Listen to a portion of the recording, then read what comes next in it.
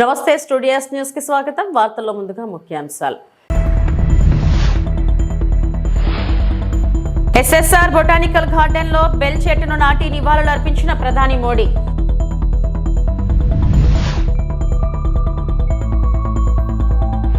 June కల్లా Handrineeva project రెండో దశ పనులు పూర్తి, మంత్రి నిమ్మల రామానాయుడు.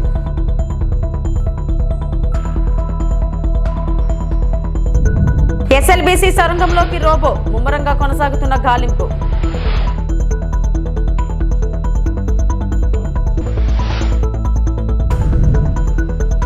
మారిషస్ లోని పోర్ట్ లూయిస్ లోని sir Seewoosagur Ramgoolam botanical garden ను ప్రధానమంత్రి నరేంద్ర మోడీ సందర్శించారు.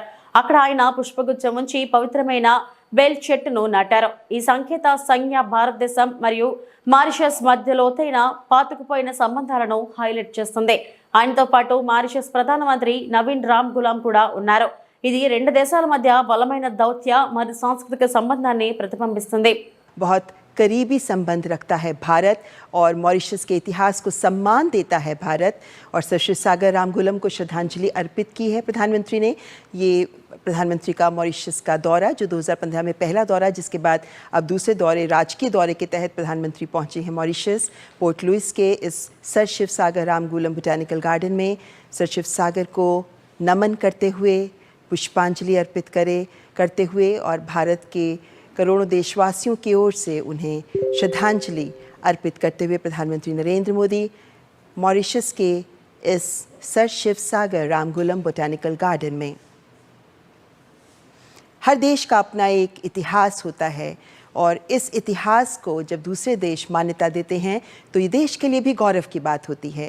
और मॉरिशस के इतिहास की बात करें तो 1948 में ही हमने मॉरिशस को स्वीकार कर लिया था। हालांकि ब्रिटिश उपनिवेशवाद से मॉरिशस को आज़ादी 1968 में जाकर मिली थी और उसके बाद से लगातार मॉरिशस के साथ भारत हमेशा खड़ा रहा है, हर मुश्किल में साथ खड़ा रहा है। चाहे वे प्राकृतिक आपदा की बात हो या कोविड जैसे काल की बात हो, हर मुश्किल में भारत मॉरिशस को अपना करीबी मित्र समझते हुए उनके साथ खड़ा रहा है। और प्रधानमंत्री नरेंद्र मोदी के इस दौरे में भी हमने देखा है कि जिस तरह प्रधानमंत्री के आगमन पर उनका स्वागत करने के लिए स्वयं प्रधानमंत्री और 200 से अधिक बहुत महत्वपूर्ण शख्सियतें वहां पहुंची, वो ये दिखाता है कि प्रधानमंत्री नरेंद्र मोदी का मॉरिशस में ये कार्यक्रम मॉरिशस के लिए भी बहुत सम्मान की बात है। इसे बहुत सम्मानीय नजरों से मॉरिशस भी देखता है क्योंकि कल यानी హంద్రీనీవా ప్రాజెక్ట్ రెండో దశ పనులను 2025 జూన్ కల్లా పూర్తి చేస్తామని జలవనరుల శాఖ మంత్రి నిమ్మల రామానాయుడు స్పష్టం చేశారు. శాసనసభలో సభ్యులు అడిగిన ప్రశ్నలకు ఆయన సమాధానమిచ్చారు. గత తెలుగుదేశం ప్రభుత్వం 2014 నుండి 19లో హంద్రీనీవాకు 5,000 కోట్లు ఖర్చు చేస్తే 2019-24 వైసీపీ పాలనలో 500 కోట్లే ఖర్చు చేశారని వెల్లడించారు. వైసీపీ ప్రభుత్వం హంద్రీనీవా కరెంటు బిల్లులు కూడా చెల్లించకుండా బకాలు పెట్టిందని విమర్శించారు. హెచ్ఎన్ఎస్ఎస్ పనులను త్వరగా పూర్తి చేసేందుకు బడ్జెట్లో భారీగా నిధులు కేటాయించినట్లు వివరించారు. హెచ్ఎన్ఎస్ఎస్ హంద్రీనీవా ఏదైతే ఉందో మరి మొత్తం 700 కిలోమీటర్ల పొడవున దగ్గర 70 లిఫ్ట్ల పైబడి ఉన్నటువంటి ఈ హెచ్ఎన్ఎస్ఎస్ అనేది ఈ యొక్క రాయలసీమకి ఒక లైఫ్ లైన్ లాంటి ప్రాజెక్ట్ అధ్యక్ష.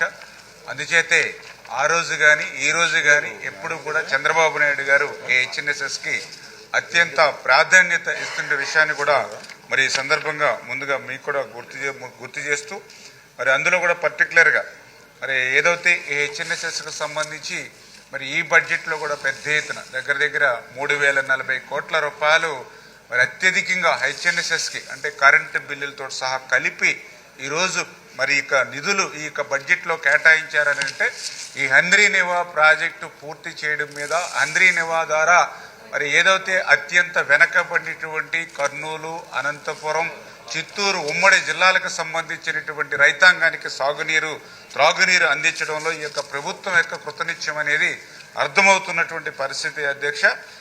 ఏదైతే ఇప్పుడు గౌరవ సభ్యులు అడిగినటువంటి విధంగా హెచ్ఎన్ఎస్ఎస్కి సంబంధించి మరి యొక్క లైనింగ్ అండ్ వైండింగ్ సంబంధించినటువంటి పనులు సంబంధించి మరి యొక్క హెచ్ఎన్ఎస్ రెండవ దశ అంటే 216.3 కిలోమీటర్ల నుంచి 400.5 కిలోమీటర్ల వరకు ఏదైతే జీవో అంటే 3/12/24 జీవోని తీసుకొచ్చి 936 కోట్ల రూపాయలతోటి మరి యొక్క హెచ్ఎన్ఎస్ఎస్ మరి సెకండ్ ఫేజ్కు సంబంధించి పనుల్ని టెండర్లు పిలిచి 2025 జూన్ కల్లా కంప్లీట్ చేసేటువంటి విధంగా ఒక 5 ప్యాకేజీలుగా ఈ పనులను విభజించి మరి ఆల్రెడీ వర్క్ ఆర్డర్స్ కూడా ఇవ్వడం జరిగింది అధ్యక్ష. ఈ యొక్క పనులు ఏవైతే ఉన్నాయో ఇవి కూడా ఆల్రెడీ మరి పురోగతిలో ఉన్నటువంటి విషయాన్ని కూడా ఈ సందర్భంగా తెలియజేసుకుంటున్నాను అధ్యక్ష.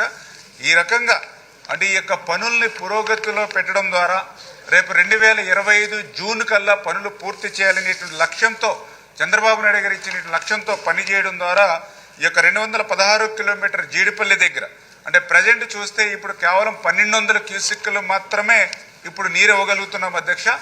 ఏవైతే ఈ యొక్క హెచ్ఎన్ఎస్ఎస్ ఈ పనులు కనుక మనం పూర్తి అయినట్లయితే ఈ 1200 క్యూసెక్కుల స్థానంలో 2200 క్యూసెక్కుల నీరు వచ్చేటువంటి పరిస్థితి అధ్యక్ష. అంటే ఇప్పుడు ఉన్నటువంటి నీటి కంటే కూడా డబల్ నీటిని మనం ఏదైతే హెచ్ఎన్ఎస్ఎస్ సెకండ్ ఫేజ్ లో మనం ఇవ్వగలుగుతూ ఉన్నామో అని అంటే మరి పెద్ద ఎత్తున మరి ఏదైతే ఆ యొక్క పరిసర ప్రాంతాల్లో ఉన్నటువంటి నియోజకవర్గాలకి మరి నీటి సాగునీరు త్రాగునీరు ఏ విధంగా ఇస్తున్నాం అనేది అర్థం అవుతున్నటువంటి పరిస్థితి అధ్యక్ష.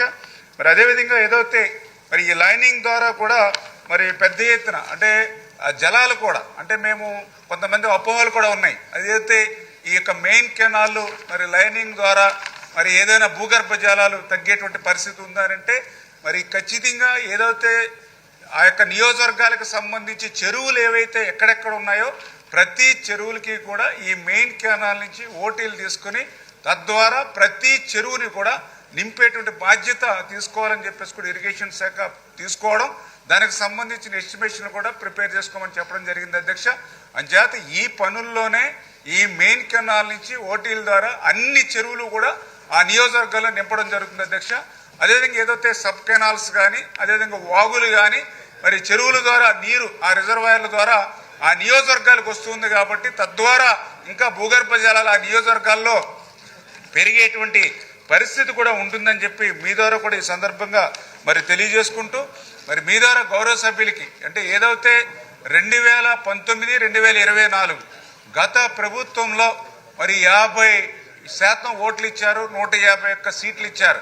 అయినప్పటికీ కూడా హెచ్ఎన్ఎస్ఎస్కి సంబంధించి ఒక్క రూపాయి కూడా 5 సంవత్సరాల్లో ఖర్చు పెట్టినటువంటి స్థితిలో మళ్ళీ ఈ రోజు మళ్ళీ ఈ ప్రభుత్వం వచ్చిన తర్వాతే ఇంత పెద్ద ఎత్తున 3040 కోట్ల రూపాయలు అత్యధికంగా నిధులు కేటాయించి ఈ పనుల్ని పూర్తి చేస్తున్నామని చెప్పి మరి మీ ద్వారా కూడా మరొకసారి గౌరవ సభ్యులకి తెలియజేసుకుంటూ అదేవిధంగా కాలువ శ్రీనివాసులు గారు మరి ఏదైతే ఇప్పుడే చెప్పినటువంటి పరిస్థితి ఏదైతే మరి ఉందో మరి 36C ప్యాకేజ్ ఏదైతే ఉందో మరి ఆ 36C ప్యాకేజీని కూడా ఈ మెయిన్ కెనాల్కి సంబంధించినటువంటి 6124 కోట్లు ఏదైతే ఉన్నాయో దాంట్లో మిక్స్ చేసి ఆ పనులు కూడా పూర్తి చేయమని ఏదైతే చెప్పారో మరి ఆ ప్రతిపాదనలు కూడా మేము కూడా సిద్ధం చేసుకుని అంటే ఏదైతే పేరూరు బ్రాంచ్ కెనాల్కి సంబంధించి ఈ P36 ప్యాకేజ్ ఉంది అధ్యక్ష. ఇది దగ్గర దగ్గర 270 కోట్ల వరకు కూడా ఉంది. ఇది కూడా గవర్నమెంట్కి మేము కూడా ప్రతిపాదనలు తీసుకుని వీటిని కూడా పూర్తి చేసేటువంటి ఆలోచనతో కూడా ముందుకెళ్తాం. నాడు రేడు అంటూ గత ప్రభుత్వం ఫేజ్ 1, 2, 3 అని మొదలుపెట్టింది.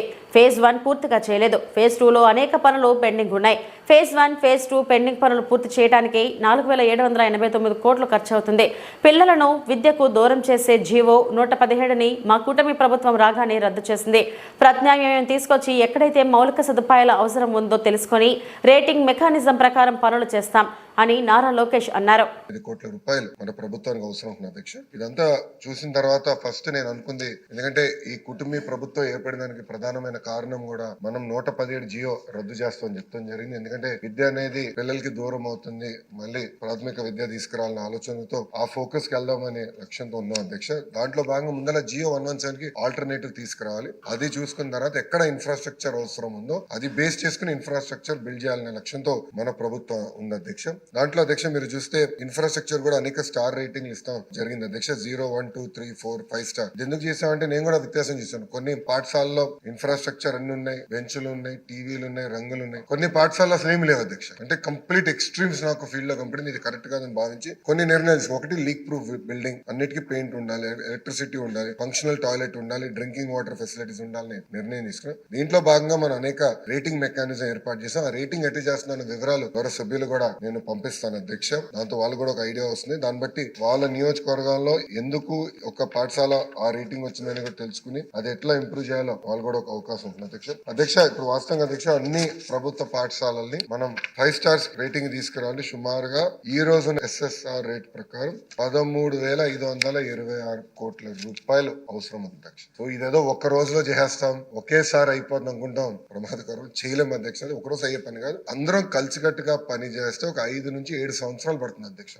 ఇక్కడ నేను గౌరవ సభ్యులందరినీ కూడా ఏంటంటే మనం కూడా ప్రభుత్వ పాఠశాలల్ని దత్తత తీసుకుని లోకల్ CSR నిధులు కానివ్వండి, ఇతర వేరే కార్యక్రమాల ద్వారా నిధులు జతపరిచి ఈ ప్రభుత్వ పాఠశాలని ఇన్ఫ్రాస్ట్రక్చర్ ని ప్రధానంగా ఇంప్రూవ్ చేయాలని గౌరవ సభ్యులందరినీ కోరుతున్నా అధ్యక్ష. ఉచిత కంటి వైద్య శిబిరాన్ని ప్రారంభించిన ఎమ్మెల్యే వాకిటి శ్రీహరి. మక్తల్ నియోజకవర్గం గడ్డంపల్లి గ్రామ రైతు వేదికలో డాక్టర్ వాకిటి శ్రీహరి అన్న సేవా సమితి ఆధ్వర్యంలో ఉచిత కంటి వైద్య శిబిరాన్ని ప్రారంభించిన మక్తల్ నియోజకవర్గ శాసనసభ్యులు శ్రీ డాక్టర్ వాకిటి శ్రీహరి. అనంతరం గౌరవ ఎమ్మెల్యే మాట్లాడుతూ చుట్టుపక్కల గ్రామ ప్రజలు కందూరు రామరెడ్డి లయన్స్ క్లబ్ వారి సౌజన్యంతో ఉచిత కంటి సేవలను కంటి చూపు సమస్య ఉన్న ప్రతి ఒక్కరూ సద్వినియోగం చేసుకోవాలని సూచించారు. ఇట్టి కార్యక్రమంలో నియోజకవర్గ కాంగ్రెస్ పార్టీ నాయకులు, కార్యకర్తలు, అభిమానులు మరియు గ్రామస్తులు పెద్ద ఎత్తున పాల్గొన్నారు. ఈ ఊర్లో ఉన్నటువంటి వాళ్ళందరూ కూడా గిరి నుంచి మక్కలు పోయి మక్కలకి పాలమూరుకో పేటకో పోయి చూపించుకొని ఆ పోయేటప్పుడు రెండు కావాలి. మళ్ళీ సపోర్ట్ లేకపోతే ఇబ్బంది అవుతుంది. ఇంకా తినే ఖర్చులు, ఉండే ఖర్చులు, ఆ డాక్టర్ దొరుకుతాడో భయం, ఇవన్నీ కూడా ఇబ్బందులన్నీ వద్దు. మేము ఈ ప్రాంతంలో ఈ పేద మందికి అంతా కూడా సేవ చేస్తామని చెప్పేసి సేవ చేయడానికి ముందుకు వచ్చినటువంటి రవికి, నూరుద్దీన్కి, హసముద్దీన్కి, నరసింహకు, వీళ్ళకి మీరు గట్టిగా సపోర్ట్ కొట్టాలి.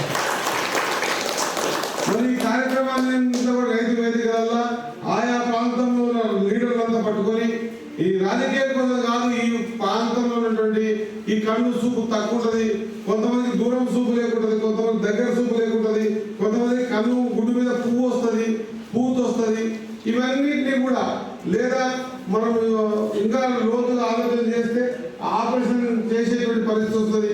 ఇవన్నీ కూడా మిమ్మల్ని గుర్తించి సాయంత్రం 5 గంటల వరకు ఈ గ్రామ ప్రజల సహకారంతో వారికి భోజన వసతి ఉంటుంది, వాళ్ళు చేసుకొని మిమ్మల్ని అంతా చూసి అందరినీ టెస్ట్ చేసి మీకు ఏ లోపం ఉందో ఆ లోపం రాసుకొని ఆ కంటి మీద పేపర్ అతికించి మీ అందరినీ ఈయన బస్సు తీసుకొచ్చి ఈ నుంచి పాలమూరు తీసుకుపోయి ఆపరేషన్ చేయించడం, పొర చేయించడం అన్ని చేసి ఒక పూట ఆంటీ పెట్టుకొని పొద్దుగాల అయినాక మీకు మళ్ళీ బ్రెడ్, పాలు, చాయ్ ఇచ్చి మళ్ళీ మీకు వారం రోజులకు సరిపడంత గోళీలు ఇచ్చి ఆ గోళీలను ఇచ్చడం ఒకటే కాకుండా మళ్ళీ ఆని వదిలిపెట్టేయడం కాదు, ఈ ఆపస్థితి ఎక్కించకపోతే మళ్ళీ ఆపద తీసుకొచ్చి మళ్ళీ ఈ రైతు వేదిక కాడికి పుట్టించే బాధ్యత వీళ్ళు ఇస్తున్నారు. కాబట్టి వాళ్ళకి సపోర్ట్ కొట్టాలి. ఇంత మారుమూల ప్రాంతంలో కూడా వచ్చి సర్వీస్ చేస్తున్నారు, వచ్చి చూసి డాక్టర్ వచ్చి డాక్టర్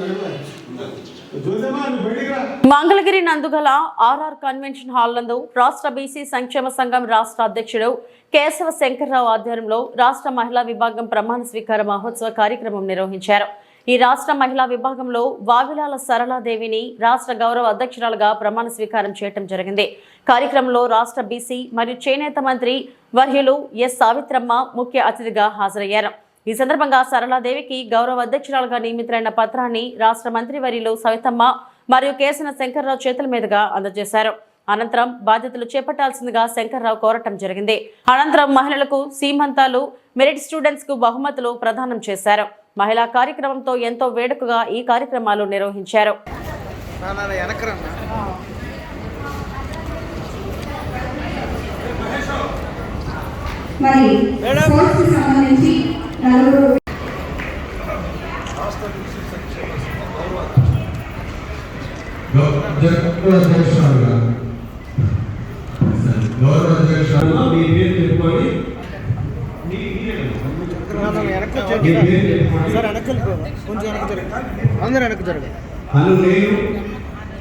ఆంధ్రప్రదేశ్ బీసీ సంక్షేమ సంఘం రాష్ట్ర అధ్యక్షులు గౌరవనీయులు శ్రీ కేశవ శంకరరావు గారి నాయకత్వంలో ఆంధ్రప్రదేశ్ రాష్ట్ర బీసీ సంక్షేమ సంఘం నూతన కార్యవర్గంలో రాష్ట్ర అధ్యక్షురాలుగా బాధ్యతలు స్వీకరిస్తూ ప్రమాణం చేస్తున్నాను.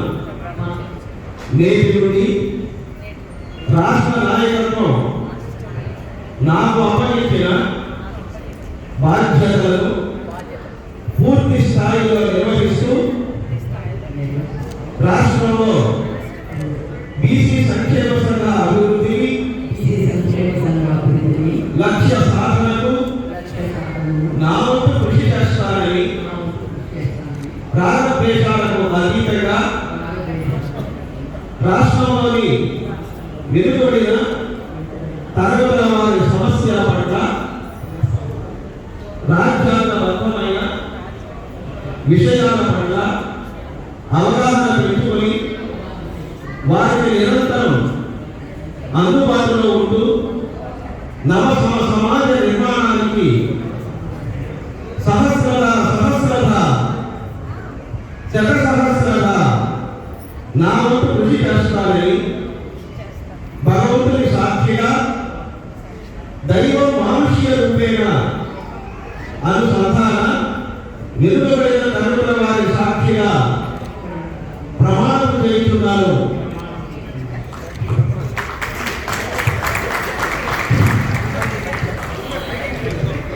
డాక్టర్ బిఆర్ అంబేద్కర్ కోనసీమ జిల్లా అమలాపురం రూరల్ మండలం సమనస గ్రామ పంచాయతీ రంగాపురం గ్రామంలో ఇటీవల జరిగిన అగ్ని ప్రమాదానికి సర్వం కోల్పోయిన సత్తాల చింతాలు కుటుంబానికి జిల్లా ఇండియన్ రెడ్ క్రాస్ సొసైటీ అధ్యక్షులు మరియు జిల్లా కలెక్టర్ ఆర్ మహేష్ కుమార్ ఆదేశాల మేరకు జిల్లా Indian red cross society chairman Korukonda Satyanarayana చేతుల మీదుగా వంట సామాగ్రి, హైజీని కిట్, టార్పాలిన్, కూరగాయలు, బియ్యం, బట్టలు, బ్లాంకెట్ అందించడం జరిగింది. కార్యక్రమంలో రెడ్ క్రాస్ సభ్యులు ఆదిత్య కిరణ్, గ్రామ సర్పంచ్ పరమట శ్యామ్ కుమార్, మాజీ సర్పంచ్ నడింపల్లి ఉదయబాబు, రెడ్ క్రాస్ సభ్యులు కుంచె స్వర్ణలత తదితరులు పాల్గొన్నారు.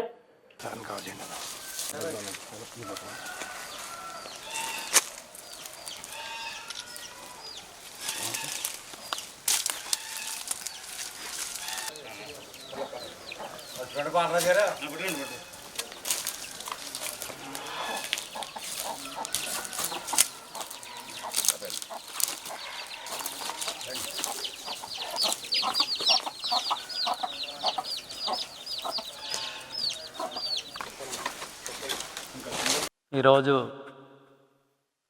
మరి మా గ్రామంలో నిన్న దురదృష్టకరమైన సంఘటన జరిగింది. మరి అత్యంత పేదవారైనటువంటి ఇద్దరు వ్యక్తుల యొక్క మరి తాటాకిల్లులు కాలిపోవటం, అందులో ఉన్నటువంటి సమస్తం కూడా వాళ్ళు కోల్పోవడం జరిగింది. ఆ సందర్భాన్ని పురస్కరించుకుని మరి రెడ్ క్రాస్ సంస్థ చైర్మన్ గారు మరియు సభ్యులు అందరూ కూడా మరి ఆ కుటుంబాన్ని ఆదుకోవటానికి ఈ కార్యక్రమానికి ఇచ్చేశారు.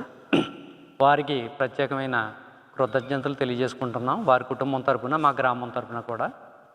అంతేకాకుండా మరి ఇక్కడ ఉన్నటువంటి ఈ పరిసర ప్రాంతాల్లో ఉన్నటువంటి ఈ ప్రజా సంఘాలు కానీ, అలాగే పొలిటికల్ పార్టీస్ని కానీ, అలాగే స్వచ్ఛంద సేవా సంస్థలను కానీ గ్రామ సర్పంచ్గా నేను రిక్వెస్ట్ చేస్తా ఉన్నాను.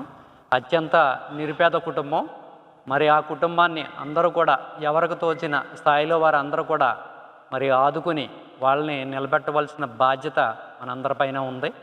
మరి అందు గురించి ప్రతి ఒక్కరు కూడా సహకరించాలని చెప్పి మరి ఈ సందర్భంగా కోరుతా ఉన్నాను. అలాగే గ్రామంలో ఉన్నటువంటి యువతని కూడా మరి వారి కుటుంబాన్ని మీకు తోచిన స్థాయిలో మీరు ఏం చేయగలిగితే అది యువతను కూడా కోరుతా ఉన్నాను. అలాగే ఇక్కడ మహిళా సంఘాలు కూడా ఉన్నాయి గ్రామంలో, మహిళా సంఘాలను కూడా మీరు కోరుతా ఉన్నాను. వాళ్ళు కూడా మన కుటుంబ సభ్యులు అనుకుని మనకు తోచిన సాయం మీ మహిళా సంఘాల ద్వారా కూడా తప్పనిసరిగా వాళ్ళని ఆదుకోవాలని చెప్పి మరి ఈ సందర్భంగా తెలియజేస్తా ఉన్నాను. అలాగే గ్రామ సర్పంచ్గా నేను కూడా ఆదుకుంటాను. 2-3 రోజుల్లో నేను చేస్తానని చెప్పను, కానీ చేస్తాను. గ్రామ పంచాయతీ రంగాపురం చివరి బాబునగర్లో నిన్న అగ్నిపర్వం జరిగింది. డాక్టర్ బాబాసాహెబ్ అంబేద్కర్ కోనసీమ జిల్లా రెడ్ క్రాస్ చైర్మన్గా కోరకొండ సత్యనారాయణ, ఢిల్లీ నారాయణ అంటారు. ప్రెసిడెంట్ గారు జిల్లా కలెక్టర్ గారి ఆదేశాల మేరకు ఏదైతే అగ్నిపర్వం జరిగిందో వారికి ఆర్థిక సహాయం ఏదో చేయాలని రెడ్ క్రాస్ తరపు నుంచి మేము చేయడం వచ్చాం. ఇక్కడ మాకు ప్రెసిడెంట్ గారు, ఎక్స్ ప్రెసిడెంట్ గారు, సర్పంచ్ గారు, అలాగే మా రెడ్ క్రాస్ సభ్యులందరూ ఇక్కడ దీనికి సహకరించడానికి వచ్చారు. మేము చెప్పేది ఏంటంటే, రెడ్ క్రాస్ సంస్థ అనేది ఎక్కడైతే ఆపద ఉంటుందో అక్కడ ఆదుకోవడానికి ప్రప్రథమంగా ముందంజలో ఉంటుంది. నేను ఇక్కడ ఉన్న ప్రెసిడెంట్ గారిని అయితేనేమి, గ్రామస్తులు అయితేనేమి, వీళ్ళందరినీ అప్పీల్ చేయడం కూడా జరిగింది. మీరందరూ రెడ్ క్రాస్ సహకరించండి. అది సహకరించడం వల్ల రెడ్ క్రాస్లో ఇటువంటి సంఘటన జరిగినప్పుడు ఇమీడియట్లీగా మాకు తెలియపరిస్తే దాన్ని గవర్నమెంట్ దృష్టికి తీసుకెళ్ళి రావాల్సిన రాయితీలు వచ్చే విధంగా చేయడానికి దోహదపడుతుందని వాళ్ళందరినీ మేమందరం అప్పీల్ చేయడం జరిగింది. ఫైర్ యాక్సిడెంట్ అనేది సాధారణంగా పాపం సర్వం కోల్పోతారు. ఏ యాక్సిడెంట్ అని అయితే చాలా వరకు మిగిలితే కానీ ఫైర్ యాక్సిడెంట్ అనేది వారికి ఏమీ మిగలం. అందుచేత మానవతా దృక్పథంతో మనిషిగా జీవించాలి, ఒకరికి సహాయం చేయాలని ఆదరణతో అందరినీ అప్పీల్ చేసాం. మీరు చేయవలసింది చేయండి, మేము కూడా రెడ్ క్రాస్ తరపు నుంచి మేము చేయవలసింది మేము చేసాం. అదేవిధంగా కలెక్టర్ గారి ఆదేశాల మేరకు ఏదైతే జరుగుతుందో దానికి విఆర్ఓ గారు, ఎంఆర్ఓ గారు సర్టిఫికేట్ తీస్తే దాన్ని తీసుకుని వెళ్ళి కలెక్టర్ గారికి సబ్మిట్ చేసి వాళ్ళకి రావాల్సిన రాయితీలో మొట్టమొదటిసారిగా అంటే ప్రథమగా ఎక్కువ స్పీడ్లో రావడానికి, ప్రయారిటీలో రావడానికి మేము ప్రయత్నాలు చేయడంలో ఎటువంటి లోపం ఉండదని తెలియపరుస్తూ, అలాగే విఆర్ఓ గారు, ఎంఆర్ఓ గారు కూడా దీనికి సహకరించారు. ఎంఆర్ఓ గారు నేను వెంటనే ఫోన్ చేయడం జరిగింది. అలాగే ప్రెసిడెంట్ గారు, ఎక్స్ సర్పంచ్ గారు నిన్న మరి రెడ్ క్రాస్ కూడా తెలియపరచడం జరిగింది. అందుచేత మీరందరూ రెడ్ క్రాస్ని ప్రోత్సహించండి. రెడ్ క్రాస్ జాయిన్ అయ్యి రెడ్ క్రాస్ సహకరిస్తే మరిన్ని కార్యక్రమాలు చేయడానికి దోహదపడుతుందని. కూటమి ప్రభుత్వంలో తెలుగుదేశం పార్టీ ఎమ్మెల్సీలుగా 3 స్థానాలు రావడం, అందులోనూ 3 బలహీన వర్గాలకే కేటాయించడం ముఖ్యమంత్రి చంద్రబాబు పాలన హర్షణీయమని తిరుపతి పార్లమెంట్ అధ్యక్షులు నరసింహ యాదవ్, జాతీయ బీసీ సంక్షేమ సంఘం రాష్ట్ర ప్రధాన కార్యదర్శి వి జగన్నాథములు తెలిపారు. తిరుపతి ప్రెస్ క్లబ్లో విలేకరుల సమావేశంలో వారు మాట్లాడుతూ, రాయలసీమలోని కర్నూలు జిల్లాకు చెందిన బీసీ సామాజిక వర్గ నేత బీటీ నాయుడికి మరోసారి ఎమ్మెల్సీగా అవకాశం కల్పించింది. పార్టీలో మొదటి నుంచి అంటిపెట్టుకుని ఉన్న బీదా రవిచంద్రకు కూడా పార్టీ ఎమ్మెల్సీ స్థానాన్ని కేటాయించింది. టీడీపీ నుంచి ఎమ్మెల్సీ అభ్యర్థిగా ఎంపికైన 3 నేతలు బీసీ, ఎస్సీ వర్గాలకు చెందిన వారిని. దీన్ని బట్టి చూస్తే ఆ వర్గాలకు టీడీపీ ఇస్తున్న ప్రాధాన్యత ఏంటనేది మరోసారి స్పష్టమైందని, కూటమి ప్రభుత్వం ఎన్నికల ముందు ఏదైతే చెప్పారో అదే చేస్తున్నారని ముఖ్యమంత్రి చంద్రబాబు నాయుడు, విద్యాశాఖ మంత్రి నారాయణ బాబులను ఈ సందర్భంగా వారు కొనియాడారు. కార్యక్రమంలో కొండా రామారావు, జ్ఞానేశ్వర్ శేఖర్, భక్తవత్సలం రాజయ్య తదితరులు పాల్గొన్నారు. అదేవిధంగా టీడీపీ తిరుపతి పార్లమెంట్ అధ్యక్షులు, అదేవిధంగా జగన్నాథం బీసీ నాయకులు జగన్నాథం గారు, రామారావు గారు, జ్ఞానశేఖర్, భక్తవత్సలం రాజయ్య, నాగరాజు, సుబ్బు యాదవ్. ఈరోజు నిన్న ఎమ్మెల్సీ ఎన్నికలకు సంబంధించి తెలుగుదేశం పార్టీ 3 అభ్యర్థుల్ని ప్రకటించడం జరిగింది. దీనికి సంబంధించి బీదా రవిచంద్ర యాదవ్ గారు బీసీ యాదవ్ సామాజిక వర్గం నుంచి, అదేవిధంగా బీటీ నాయుడు బోయ సామాజిక వర్గం నుంచి, గ్రీష్మ ఎస్సీ సంబంధించి ఎంపిక చేయడం జరిగింది తెలుగుదేశం పార్టీ. మొట్టమొదటి నుంచి కూడా పార్టీ ఆవిర్భావం నుంచి అన్న నందమూరి తారక రామారావు గారు ఏ ఆశయాలతో పార్టీని స్థాపించారో, ఏ వర్గాల కోసం పార్టీని ముందుకు తీసుకెళ్లారో మనం అందరూ చూసాం.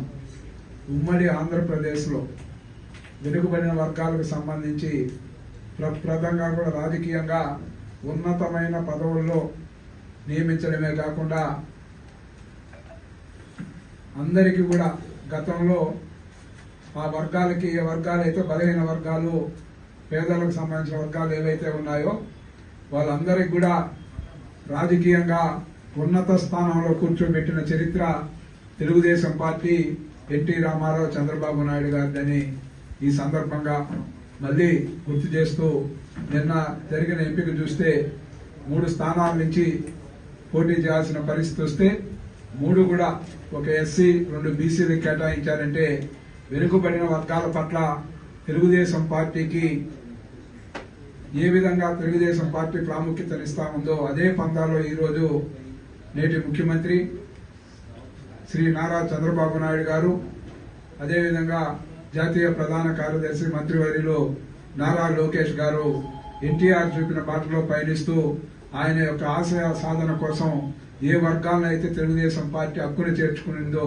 ఆ వర్గాలకి ఇప్పుడు కూడా అధికారంలోకి వచ్చినా కూడా ఏ మాత్రం ఇది లేకుండా ఆ వర్గాలన్నింటినీ కూడా ఈరోజు కలుపుకొని పోయే దిశగా బడుగు బలహీన వర్గాల కోసమే తెలుగుదేశం పార్టీ అనే ఒక నినాదంతో ఈరోజు ముగ్గురు ఎంపికను కూడా తెలుగుదేశం పార్టీ తిరుపతి పార్లమెంట్ అధ్యక్షునిగా మేమందరూ కూడా కుల సంఘాల తరఫున ఈ యొక్క ఎంపిక పట్ల హర్షాన్ని ఆమోదాన్ని తెలియజేస్తూ పార్టీ తీసుకున్న నిర్ణయం రాబో తరాలకి ఈ వర్గాలకు సంబంధించిన బలహీన వర్గాలకు సంబంధించి బీసీలకు సంబంధించి ప్రతి ఒక్కరు కూడా అంకుచిత దీక్షతో మొన్న జరిగిన ఎన్నికల్లో ప్రతి ఒక్క నియోజకవర్గంలో కూడా ఈ వర్గాలన్నీ కూడా తెలుగుదేశం పార్టీకి ఎన్డీఏ కూటమికి అండగా ఉండి ఏ విధంగా బలపరిచాయో మనం చూసాం.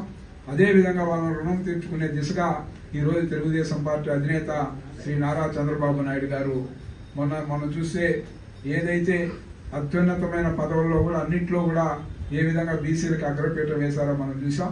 అదేవిధంగా అధికారులు కూడా దీనికి సంబంధించిన పోస్టులో కూడా ఐఏఎస్లు కానీ ఐపీఎస్లు కానీ ఆ నియామకాల్లో కూడా ఆ యొక్క ట్రాన్స్ఫర్లో కూడా ఏదైతే బలహీన వర్గాల సంక్షేమం కోసం పాటుపడే బడుగు బలహీన వర్గాల సంక్షేమం పాటుపడే వ్యక్తుల్ని చాలా మందిని కూడా ఐఏఎస్ ఐపీఎస్లను కూడా ప్రధానమైన దీనిలో నియమించి వాళ్ళ యొక్క సేవల్ని ఈ రాష్ట్రం ప్రజలందరికీ అందించే దిశగా చంద్రబాబు నాయుడు గారు ప్రభుత్వం కృషి చేస్తూ ఉంది ఎన్డీఏ కూటమి కూడా ఈ సందర్భంగా కూడా తెలియజేస్తూ ఉమ్మడి రాష్ట్రంలో ఒకసారి చూస్తే 1982 తెలుగుదేశం పార్టీ ఆవిర్భావం తర్వాత జరిగిన ఎన్నికల ప్రక్రియ చూస్తే ఆ రోజు ఎమ్మెల్యే స్థానాలకు అత్యధికంగా కూడా బీసీలకు కేటాయించిన చరిత్ర తెలుగుదేశం పార్టీ.